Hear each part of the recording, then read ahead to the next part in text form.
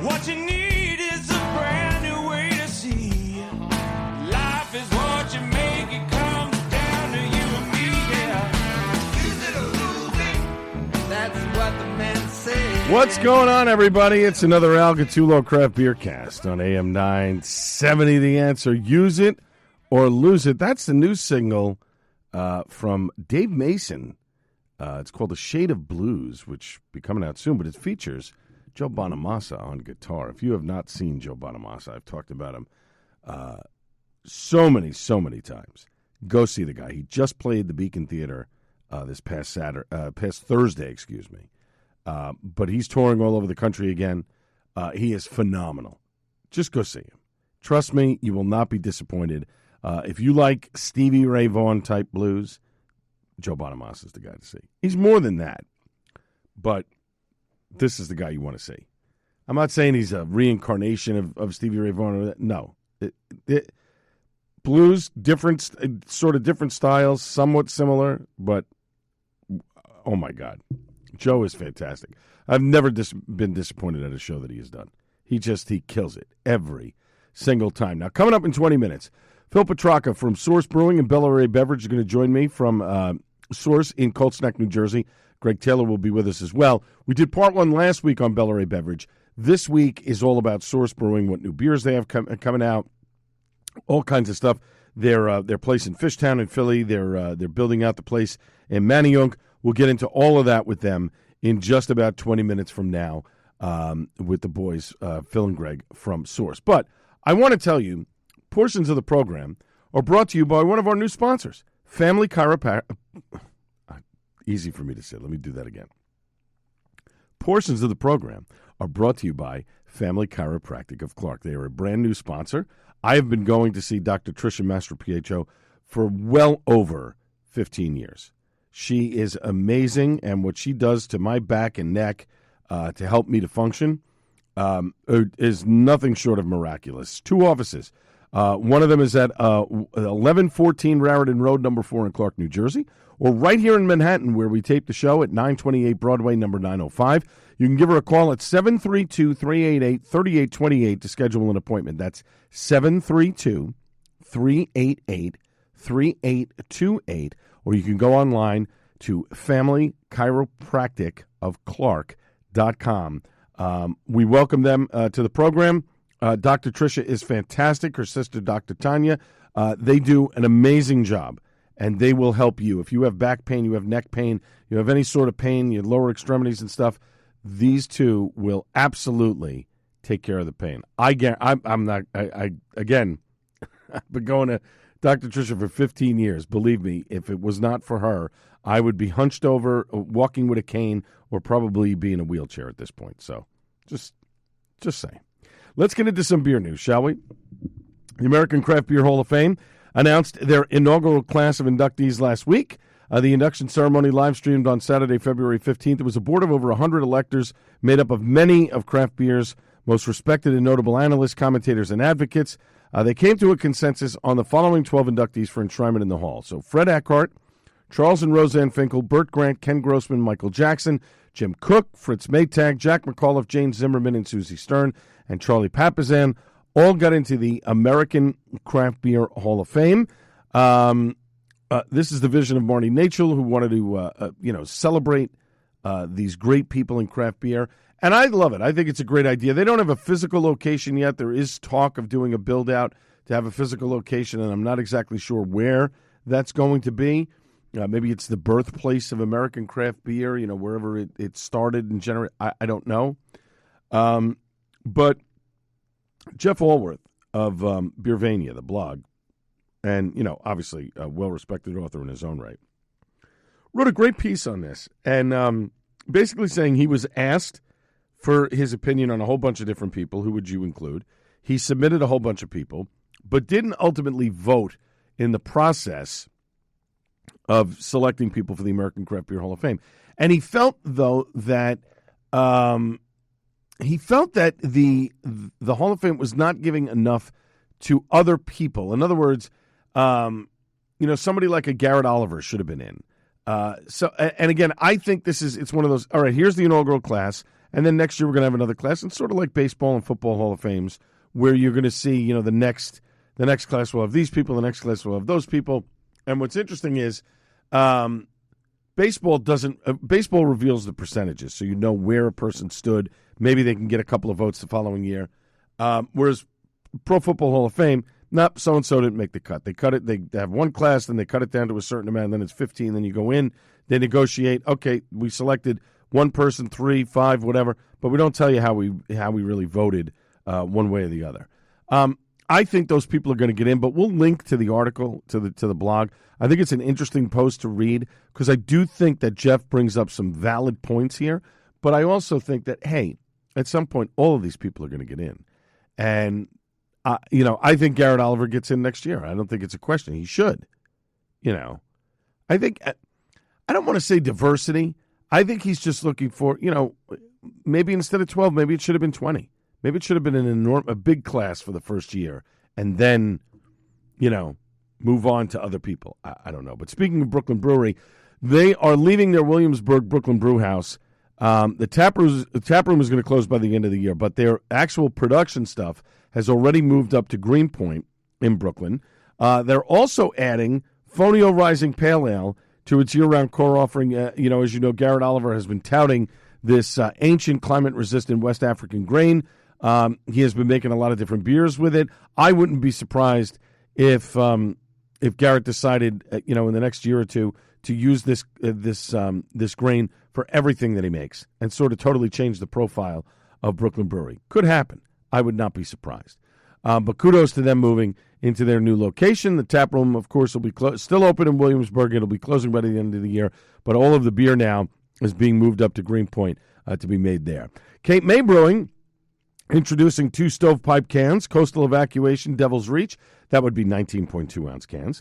So the Coastal Evacuation, of course, is their champion double IPA, which is pretty much everywhere that you find Cape May beer. And then Devil's Reach is their Belgian-style ale, fruity and light, a robust Belgian yeast in there. That clocks in at 8.6% ABV. The Coastal Evacuation is at 8% and now available in stovepipe cans. So kudos to Cape May on that. And then Blue Point Brewing is doing a big deal. They are having their 5th annual Shakedown on Main Street. Tickets are already on sale. It's Saturday, May 17th at its Patchogue, New York Brewery.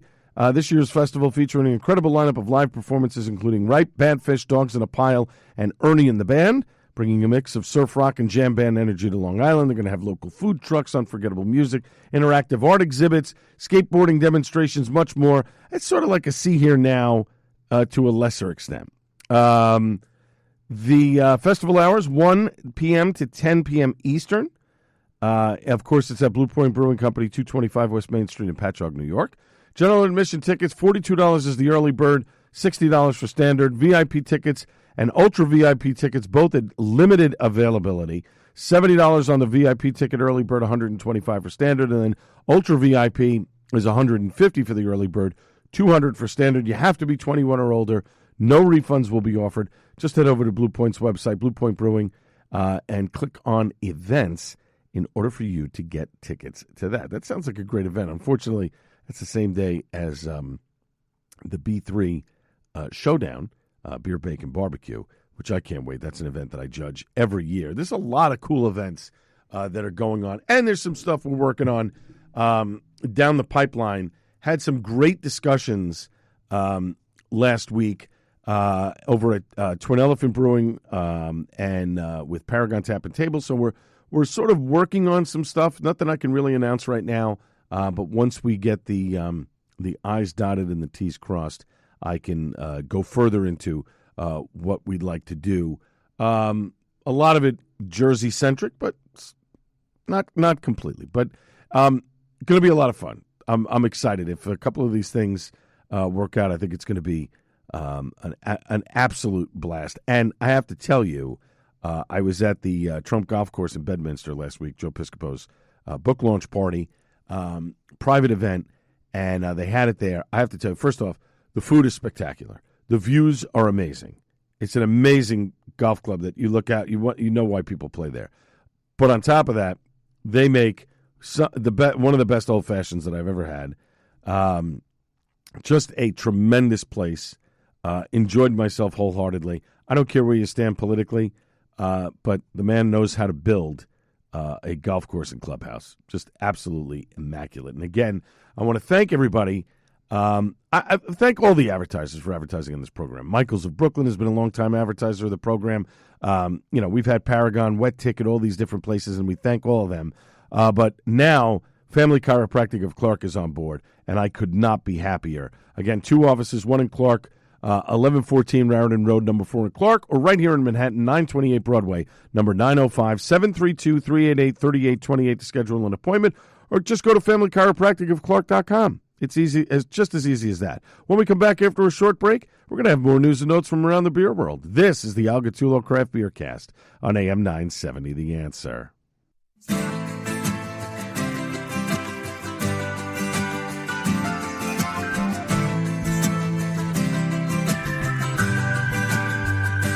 Baby, let's shake this ground.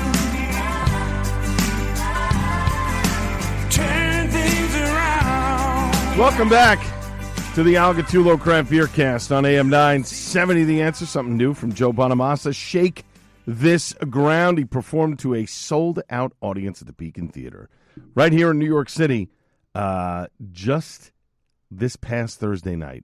Amazing, amazing performer. Go see him. He's doing a tour this year. I know he's doing Red Rocks in August. I am trying to get out there for that. That would be a lot of fun. Coming up in just about 10 minutes, Phil Petracca, Greg Taylor from Source Brewing and Bella Ray Beverage going to join me from Source in Colts Neck, New Jersey. This is part 2 of the interview that I did last week, or started last week. That focused on Bella Ray Beverage, their new THC drink that is out now. This part of the interview this week is focusing on Source Brewing, Colts Neck, Fishtown, and, of course, they're building out in Manayunk, Pennsylvania as well. So we'll get into it all with Phil and Greg in just about 10 minutes. Portions of this program are also brought to you by one of our new advertisers, Family Chiropractic of Clark, LLC. 2 offices, one at 1114 Raritan Road, number 4 in Clark, New Jersey, or right here in Manhattan, 928 Broadway, number 905. Give them a call, 732-388-3828 to schedule an appointment. That's 732-388-3828, or you can go online, FamilyChiropracticofClark.com. Dr. Tricia and her sister, Dr. Tanya, an amazing job. Dr. Tricia works on me. She's been working on me for over 15 years. If she wasn't working on me, I wouldn't be walking right now. And that's a personal endorsement from me. So go see her. Go see her sister, Dr. Tanya. You will not be disappointed. FamilyChiropracticofClark.com. Our friends from Trogs have announced the completion of the second year of their Perpetual Giving campaign. It's an annual partnership with Feeding Pennsylvania. It raises funding and awareness of local food pantries. Since the campaign's inception back in 2023, the Hershey, Pennsylvania-based brewery has donated more than $40,000 to Feeding Pennsylvania. The amount represents a portion of sales of Perpetual IPA, their best-selling craft beer in Pennsylvania during the holiday season for the past 2 years. Encouraging Trogs fans to drink great beer and do great things, the partnership and extension of the family-owned independent breweries altruism program, Feeding Pennsylvania is dedicated to reducing hunger and food insecurity across the Commonwealth. Its network of food banks spans across 67 counties and serves, get this, more than 1.5 million people annually. Every dollar generated provides approximately 10 meals to help feed Pennsylvania's food insecure residents. Kudos to Trogs. That is pretty awesome. Now, there's stuff going on in Georgia where a bill has been introduced. It's Senate Bill 122, which would grant restricted self-distribution privileges to small brewers, removing the volume cap on beer-to-go sales, and allow small brewers to sell each other's beer on-site and permit them to donate beer to charitable events. Yeah, in this day and age, certain states, you can't donate beer to a charitable event. New Jersey had that for the longest time. Now, delivering for Georgia, it's a coalition of distributors and retailers. They're opposed to this bill. In a statement, Georgia Beer Wholesalers Association President Martin Smith said, a bill like SB 122 would undermine carefully crafted laws and lead to unintended consequences that would negatively impact other businesses in the industry, consequences that small craft brewery advocates aren't seeing. The reality is that craft brewing is now a mature industry. As in all mature business environments, some businesses will fail. We are sympathetic to craft brewers, but we cannot pass new legislation each time a brewery closes. Delivering for Georgia asserted that 1% of Peach State residents rank changes to alcohol regulation as a priority, meaning that voters understand our current infrastructure keeps children safe, ensures accurate tax payments, and drives variety on the shelves and at the bar. I would disagree with a little bit of that, and I don't have a ton of time to go into it here, but look, I think that the small craft breweries, if they were allowed to sell each other's beer on site, that's not a big deal. You want to remove the volume cap on beer-to-go sales? I don't know what it is in Georgia right now. We'll have to do a little bit more digging on this. But come on, this is not going to hurt people. And to donate beer to charitable events, that's ridiculous. I hope the Senate bill passes. Let's see what happens. We'll let you know as things move on. Just yesterday, Saturday, March 1st, Von Ebert Brewing opened their tap room off North Mississippi Avenue at 825 North Cook Street in Portland, Oregon. The first few hundred guests received a commemorative T-shirt to mark the occasion, and throughout 2025, customers can purchase 20-ounce steins of Clubhouse Lager for just $3 only at the new location. They've got great food in here as well. BQ is Oregon oaked smoked Pacific Northwest style barbecue done right. They will be there 3 days a week from Friday to Sunday. They'll eventually expand to Thursday. Outside food will also be allowed as well at the venue. The company We Keep XPA will be available in 16-ounce cans and at draft at Von Ebert Brewing locations as well as in Northwest bars, bottle shops, and grocery shops. That's one of their big staples that'll be in this new tap room off of North Mississippi Avenue, which is great. Kudos to Von Ebert Brewing for that.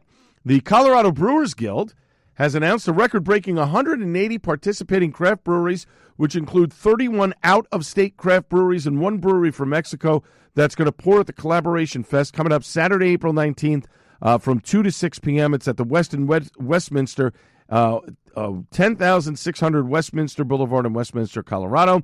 Presented by OnTap Credit Union, Collaboration Fest is the original Collaboration Craft Beer Festival. Colorado Brewers Guild member breweries team up with independent craft breweries near and far to make interesting beer collaborations. The festival this year will feature more than 130 collaboration beers. This CBG fundraiser started back in 2014, celebrates creativity and the collaborative culture of the Centennial State's unique craft beer scene. Collaboration Fest tickets can be purchased online. Colorado Brewers Guild will have all the information there. Early entry, it's it's $99.67. Easy for me to say. General admission tickets cost $77.75. That includes fees, and designated driver tickets cost $44.87. Again, this is all to benefit the Colorado Brewers Guild. So kudos to them. That is a pretty awesome. It's a pretty awesome thing, the Collaboration Fest that they are doing. And as always, we thank Shay Franz for sending that information over. She always does a fantastic job promoting Colorado craft beer. Finally, you've heard me talk about Paragon Tap and Table, one of my favorite places to go to. It's my local establishment that I go to try a ton of different craft beers. I get a lot of good stuff at Paragon Tap and Table that I'm able to try and bring to you and let you know if I like it or I don't like it when I do my suds and duds. The food there is fantastic, but let me tell you something. They had to move the dinner around a little bit, but it's going to happen now. Join me Thursday, March 13th, 6:30 p.m., a beer and food pairing dinner cooked by Chef Juan with beer selected from Twin Elephant Brewing at Paragon Tap and Table, 77 Central Avenue, Clark, New Jersey. It's going to be awesome. You're going to be able to chat with the brewery owners and myself during the 5 courses of dinner. 5, right? A welcome beer with some appetizers, and then 4 more courses after that. Get this, tickets $100. That includes tax and tip. All in for $100. Where can you beat that and get 5 courses of exceptional food? Chef Juan knocks it out of the park. And Twin Elephants beers, unbelievable. Now, you want more details about the dinner and the menu? Go to Paragon's Instagram page at Paragon Tap and Table. Now, if you want to purchase tickets, send an email to Mike at mdsimone at paragonNJ.com. That's MDESIMONE at ParagonNJ.com. It's going to be an awesome dinner Thursday, March 13th, 6:30 p.m., Paragon Tap and Table, 77 Central Avenue in Clark, New Jersey. When we come back after a short break, Phil Petracca, Greg Taylor from Source Brewing will join me from Colts Neck, New Jersey. This is the Al Gattullo Craft Beer Cast on AM 970, The Answer. Welcome back to the Algatulo Craft Beer Cast on AM 970. The Answer, we're coming to you again from Source Farmhouse Brewing this week in beautiful Cold Snack, New Jersey. And we are joined again, as we were last week, by co-owners Phil Petracca and Greg Taylor. We're going to be doing the beer part of it. Last week we did Bella Ray Beverage. You can listen to that, obviously, online. Download it whenever you want. Go to the Hopped Up Network and all those places that you get your podcasts. But now we're talking with the guys about Source Brewing. I just had the English mild, the Barnyard mild, and I am a sucker for a good English mild, and that is fantastic. Gentlemen, welcome back to the program again. Let's talk Source. You got your location in Cold Snack, you got the location in Fishtown. The third location is being built out of Manayunk. Let's start with that first. How is the construction going? What is the timetable for opening in Manayunk? Yeah, so construction has been a whole lot of fun. It just happens, but this will be our third location, and all three of our locations are historic buildings. So this one has been, quite a challenge. It is much easier, we found, to demolish something and build it from scratch than try and renovate. Right. But you lose all the authenticity, and you lose all the character of the building. This building in Manayunk was built in the 1800s. Originally, it was a bank. So we had to demo the vault in the basement. And Al, I'm telling you, it's 6-foot deep concrete walls. Just the bank vault door. First of all, I'm not a big guy. I'm 5'9", but I have to crouch down just to get through the door. So I think people were really small in the 1800s. But demo's going well. So demo's completed. We're about to start building out the build out. Our target is fall.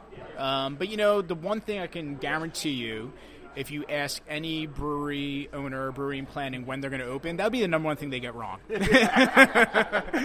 All right, so let's move on to the Fishtown location. I got a feeling you're going to be open by the fall. If not the fall, then certainly by November, December, which would be sort of winter, but it's still fall. The Fishtown location. I was there last June, pre-gaming before the Gary Clark Jr. concert. Food and beers were outstanding. Thank you for the milk pours. That was great. A really nice touch before we headed over to the... the Met, I believe it was, where we saw him. The neighborhood, so much different now. I mean, it had been a few years since I've been there. There's a big buildup. You've got that apartment building that's across the street now. How has that translated business-wise within Fishtown? Yeah, Fishtown is a location that Greg and I have been looking at for a very long time. And in pre-COVID, Fishtown was on a run, and then it took a couple major steps back during COVID. Greg's a Philly guy. He's coming off his Philadelphia Eagles championship win there. Yeah, still riding high in the city brotherly love. And thank you to Saquon. And thank you, Saquon. I don't know about the Giants and the NFL. Shame on you for not letting Eli in. Right. But love hurts. The area has changed dramatically. For us, we see it predominantly. When we first opened Fishtown, there's this beautiful mural in an empty parking lot across the street. I remember that said, "Welcome to Fishtown." It had a bunch of kitties on there. Well, you can't see that mural anymore because there's a 5-story building there. And you see that all throughout Fishtown. There's a tremendous amount of residential. We're very optimistic, that Fishtown is now, in the right direction. But 70% of our customers are repeat local customers in Fishtown, and other half opening down the block was also a great thing for us because people walk past us and they're like, oh wow, didn't know Source was here, yep. And we're known as the stop for food. We got the best smash burger in town. We've won multiple awards for our smash burger. We got an invite to the New York Wine and Food Festival. Laid the smackdown on them, ended up taking the win. Which the New York, those New York celebrity chefs weren't too happy about that. But so, we're doing great food. We got great beer. It's a great environment. We're real excited for Manayunk. Manayunk really scales things up. I mean, we're going from 2,000 square feet in Fishtown to over 10,000 square feet, over 4 floors, rooftop, over 280 seats in Manayunk.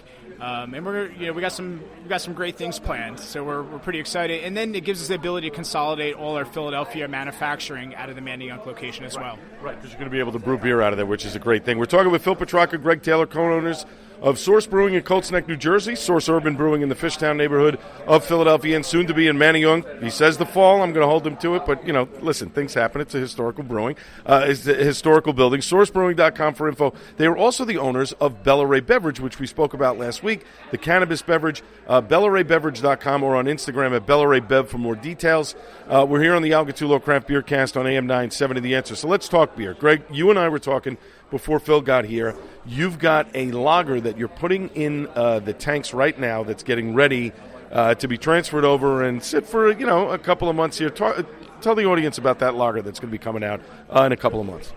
Yeah, you called me right during as I was knocking out the brew, walking in here today, so it's fresh in my mind. It's something we're excited about. It's new to all of us, kind of just brainstorming.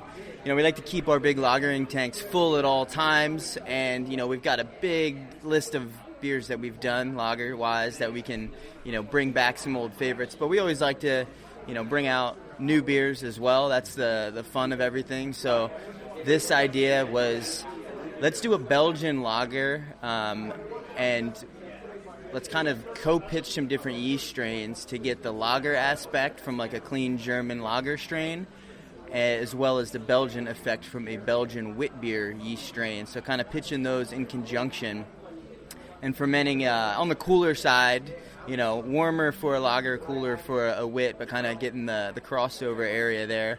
And yeah, it'll be sub 4%, really, nice light color. Maybe have some straw visuals to it from the addition of wheat. So we used Pilsner malt from Belgium and red wheat malt from Rabbit Hill right here in Jersey. So it's a little bit of probably call it a Belgian-inspired lager. It's not something that Belgians typically brew, but in Belgian spirit, we don't follow the rules, and we kind of make our own style. So it's a nod to the wit beer yeast and the Pilsner malt, and we use some French hops that are kind of grown as close to Belgium as you can get. So, yeah, it's got some Belgian elements, some American ingenuity as well. I love it. Now, I know it's a little ways off. 6 years, you're going to be open this end of July, beginning of August, right? I mean, 6 years. Can you believe 6 years here in this spot? It's flown by, right? It's been amazing. Feels a lot longer than 6 years. Opening and then, getting smacked right into COVID. Going from a 100% tap room to 100% distro to working a blend of distro and tap room has been a lot of fun.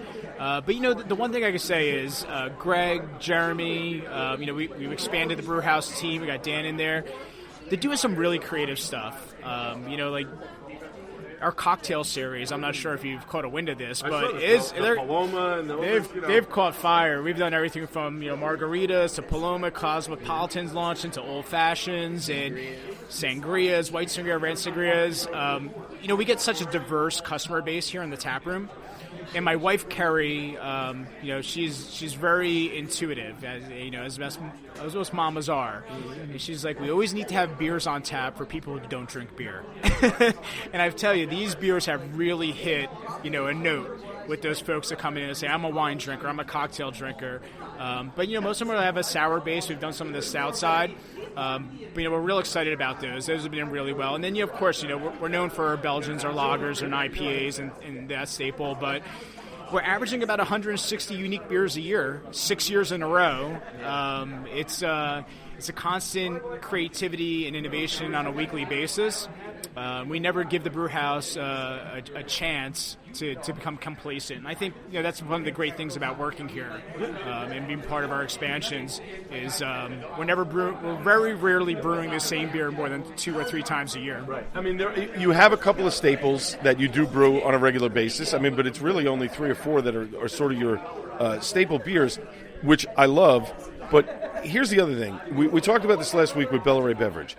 The younger generation not drinking as much anymore. We're seeing a lot more breweries now creeping into that non-alcoholic space. Obviously, Athletic has sort of cornered the market, and there are others in those, I don't want to say big names, but I guess for lack of a better term, that have tried to jump in there where it's Coors and all these other Heineken. They're all trying to do these things. Have you guys thought about doing a non-alcoholic beer because of your location, because of where you are? You got a lot of families that come here. Maybe they don't necessarily want to drink a beer. Have you ever thought about doing a non-alcoholic beer, or just, hey, we're just going to do low ABV stuff so that people can still drink, but not be over the top. Yeah, I mean, Greg can jump into it, but I think the one guardrail for us doing an NA beer for a while has been the pasteurization side. But, we just made a significant investment in a huge tunnel pasteurizer. And Greg's got some stuff in the works. We got about 4 or 5 yeast strains that we're working with right now. We get into that.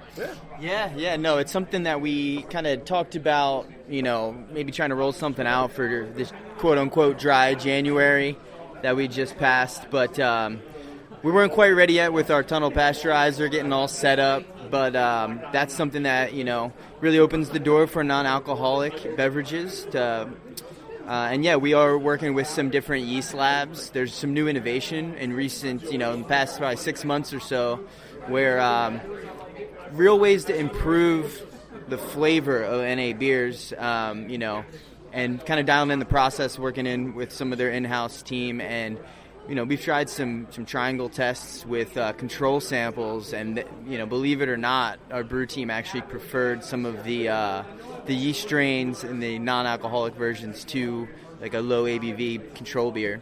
So let me ask you, because I seem to get this every time I drink a non-alcoholic beer. There seems to be an artificial taste. It's almost like when you're drinking a diet soda. You know it's a diet soda because of the whatever it is that they're putting in to make it diet. Is that the process of making a non-alcoholic beer? Is it the same as making an alcoholic beer and you're drawing out the alcohol in it, or is there a different process? I think some people go the latter route where they draw out the alcohol, but the process when you do it, is quite different in almost every way. From like building the grist or like your grains, it's usually it's easy to do with smaller beers because you're doing a very quick fermentation to keep it like under 0.5% alcohol, and some of the things that you want in a beer to taste like beer is actually like the alcohol, but also like the esters and other aroma compounds from the fermentation. So the challenge with a beer with a really shortened fermentation is you are going to lack some of those esters and alcohol component. But with some new innovation, they actually have some genetically modified yeast that will create those esters and other flavors that you would expect in a beer that does have alcohol in one that doesn't. But you do have some range where certain styles are easier to kind of execute and have them taste, like beer or better than the beer counterpart.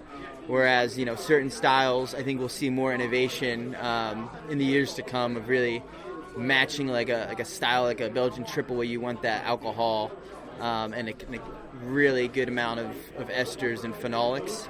I'm sure it'll get there, but we'll see. That's another, exciting door that will open as craft brewers. Once you get 10,000, people all trying it, things tend to get better. Yep.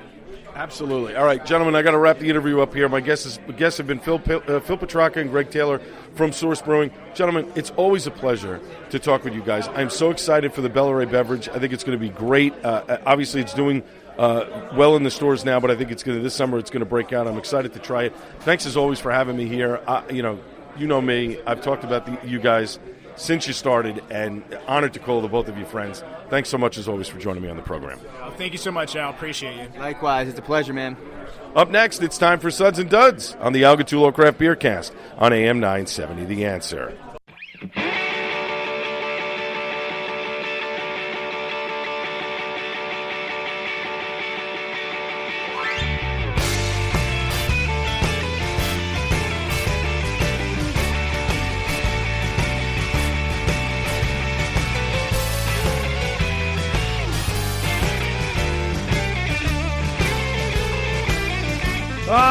Final segment of the Algatulo Craft Beer Cast on AM 970 The Answer. A little Joe Bonamassa. I gave up everything for you, except the blues. Man knows how to play, boy, let me tell you. And portions of the program are brought to you by our new sponsor, Family Chiropractic of Clark, LLC.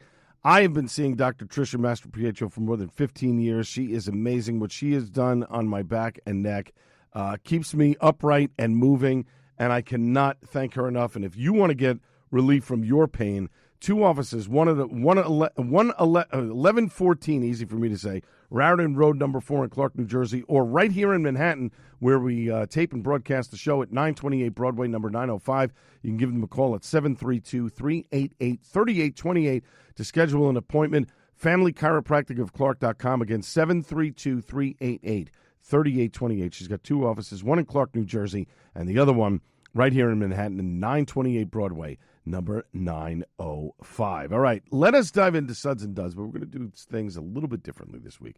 A little recap of New York City Beer Week and New York City Brewed, which is still going on, by the way. They've got another couple of days to enjoy all that New York City has to offer. But I have to tell you, there are so many great places to have beer, to eat, to enjoy what is New York. And what I love what they did this year at the New York City Brewers Guild for their opening bash is the fact that they didn't do what their normal formula of inviting guest breweries from around the country.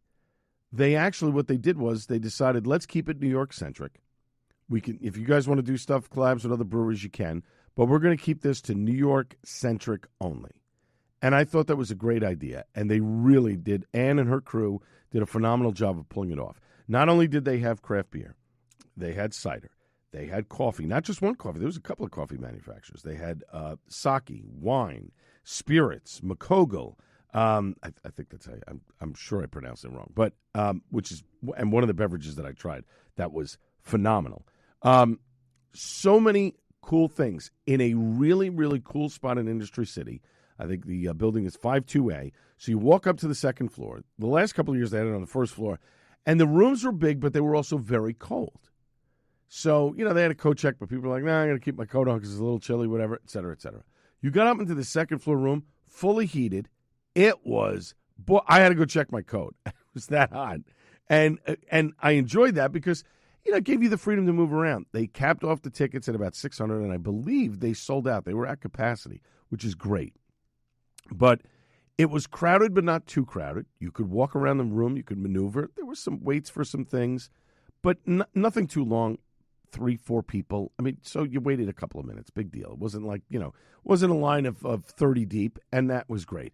And, of course, you know, the usual suspects were there. Grimm was there, other half. Everybody was pouring phenomenal stuff. I'll touch on some of the beers that I had there. I didn't take extensive notes because I was busy having fun with my best friend, and then we had a dinner at L&B Spumoni Gardens that was just absolutely off the charts. I'll get to that in a minute. But some of the stuff that I did have that I thought was great. I had a couple of beers from Eckhart Beer. One of them was on a cask. Phenomenal. I mean, guys bringing casks to a beer event. Wonderful. Killsborough, listen to this. So Killsborough not only brought 3 great beers, but they brought their Czech lager on a Lucre pour. They brought a mini Lucre pour with them so they could serve the beer and served it in a different cup so that you could get the full experience and not have to put it in your glass, which I thought was great. And then got the big news from Sean Torres. They are waiting for one permit to come through from the FDNY. That's it, and they can open. And they've been waiting a couple of weeks. There's been some issues. The FDNY has had a backlog of stuff, so they're trying to sort through it. Hopefully, in March, they will be opening. It's been a long time coming. They were supposed to be open last September. Then it was December. Now they've pushed it off into the spring. So I am excited for them. The new facility on Staten Island next to Snug Harbor is going to be amazing with a capital A. The pizza they're going to be pumping out of there, all of this stuff, I just cannot wait. And I kudos to Sean. He is doing a tremendous job. They're cranking out beer day after day. But now when they get the restaurant part of it open and the building is open completely, wow, I can't wait. I honestly can't wait. So it was great to catch up with him. Spend a little time with Ricky Boyance from Mad Love.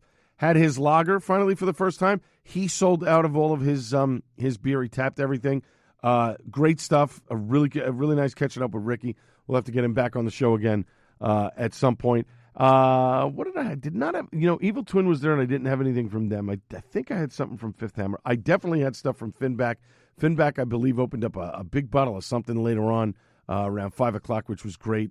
But they had a beer. No, it was not them. It was Grimm. Grimm had a Merlot-like Saison that was delicious. I mean, really good. I enjoyed that one wholeheartedly. It absolutely tasted like wine. Very, very tasty. Flagship was there. They were next to Mad Love. They had their Wolfhound Nitro and their Irish Red out. What else? Cato Sake Works I had. The sake was really good. That was enjoyable. Now I'm trying to think here.